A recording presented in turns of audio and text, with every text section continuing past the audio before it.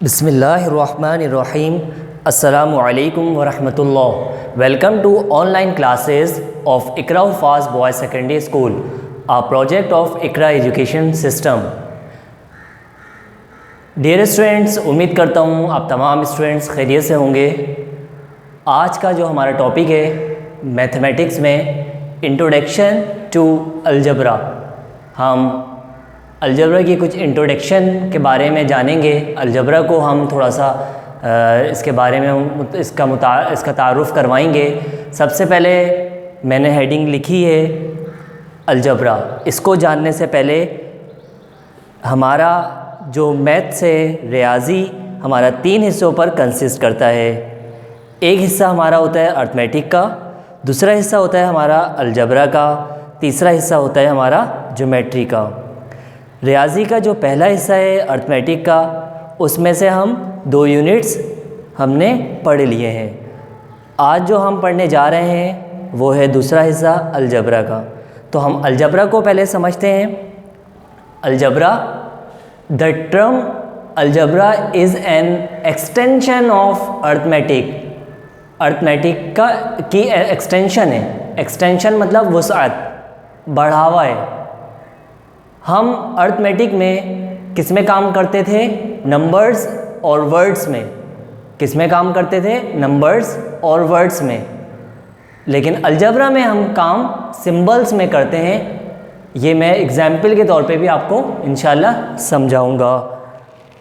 Numbers के साथ काम करते करते बहुत ज़्यादा, मतलब एक तरह से आप यूँ समझ लें, एक लिमिट होती है। काउंटिंग जब बहुत ज़्यादा बढ़ जाती है, जब हम उस बढ़ी हुई काउंटिंग को पूरी तरह नहीं लिख पाते हैं तो हम क्या करते हैं, बहुत ज़्यादा जब टाइम कंज्यूम्ड होता है, उसको हमें काउंट करने में बहुत प्रॉब्लम होती है, डिफ़िकल्ट काफ़ी हो जाता है, कॉम्प्लेक्स हो जाता है, टाइम बहुत ज़्यादा हमारा कंज्यूम्ड हो रहा होता है। तो कैलकुलेशन जब बहुत ज़्यादा बढ़ जाती है तो फिर हमें ज़रूरत पड़ती है किसकी? अलजबरा की। तो फिर हमें ज़रूरत किसकी पड़ती है? अलजबरा की। क्योंकि अलजबरा में वर्ड्स और नंबर्स के बजाय सिंबल्स को इस्तेमाल करते हैं। अलजबरा में नंबर्स और वर्ड्स के बजाय सिंबल्स को इस्तेमाल करते हैं। यह हम एग्जाम्पल से समझेंगे आगे। हम अब हिस्ट्री को जान लेते हैं, हिस्ट्री ऑफ अलजबरा। अलजबरा की हिस्ट्री को हमें जानना हम तमाम स्टूडेंट्स के लिए ज़रूरी है कि चंद मोटी मोटी बातें तमाम स्टूडेंट्स को पता हो, उनके इल्म में ये बात हो। वो क्या है? फिंगर टिप्स में रखेंगे आप लोग। Algebra is the invention of Muslims. Algebra जो है वो इजाद है मुसलमानों की। हमें खुशी है इस बात की कि हम ये कह सकते हैं कि अलजबरा जो है वो मुसलमानों की इजाद है। ठीक है बेटा। एक सेकंड जो है, इन 820 AD अ मुस्लिम मैथमेटिशियन थे। उनका नाम था मोहम्मद इब्ने मूसा अल-ख्वारिज़मी। अल-ख्वारिज़मी के नाम से ये जाने पहचाने जाते हैं। इन्होंने अलजबरा को मुतारिफ़ करवाया था और इन्होंने जो किताब लिखी है, wrote a book name algebra वल अलमुकाबला। अलजबरा वल मुकाबला के नाम से इन्होंने एक किताब लिखी है जो कि वो ट्रांसलेटेड इन लैटिन में, लातीनी ज़बान में वो ट्रांसलेट हुई है। पब्लिश हुई है वो इन यूरोप में पब्लिश हुई थी। अब हम इसको एग्जाम्पल से समझ लेते हैं। मिसाल के तौर पे, अली हैज़ 6 पेंसिल्स। अली के पास 6 pencils. Atif has 3 pencils. Total number of pencils they have 6 + 3 = 9 pencils. Total number of pencils कितनी हो गई? 9। ये हमने मैथ्स की ज़ुबान में बात की। अब हम अगर इसको यूँ कर लेते हैं, एक नंबर हम अननोन ले लेते हैं। Ali has 6 pencils and Atif has X pencils. Total number of pencils they have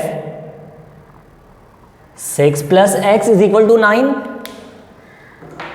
means ये जो शक्ल आपके पास आ गई है 6 plus x is equal to 9. x की जो वैल्यू है हम यहाँ पर नंबर्स रखकर हम इसकी वैल्यू फाइंड आउट कर सकते हैं. तो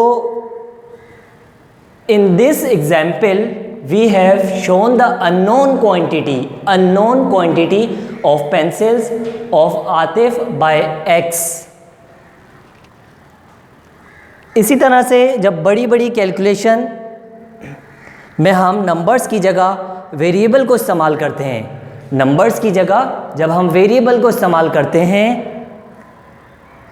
मतलब वेरिएबल नंबर्स की जगह पे हम वेरिएबल को इस्तेमाल करके हम अपना काम आसान कर सकते हैं और आगे हम इसको सॉल्व कर सकते हैं बआसानी.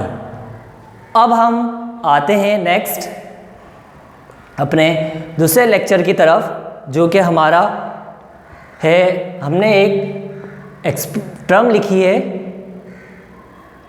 जो कि 9y स्क्वायर है.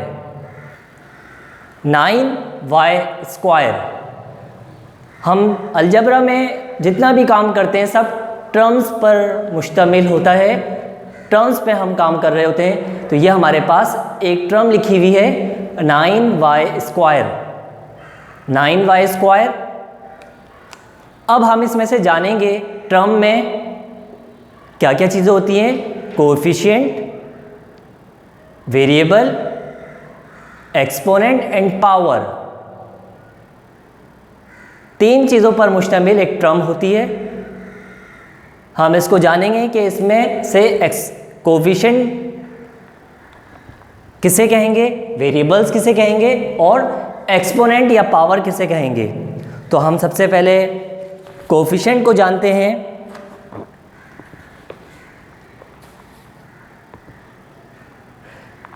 एक टर्म कंसिस्ट करता है हमारा कोएफिशिएंट पर, वेरिएबल पर, एक्सपोनेंट और पावर पर.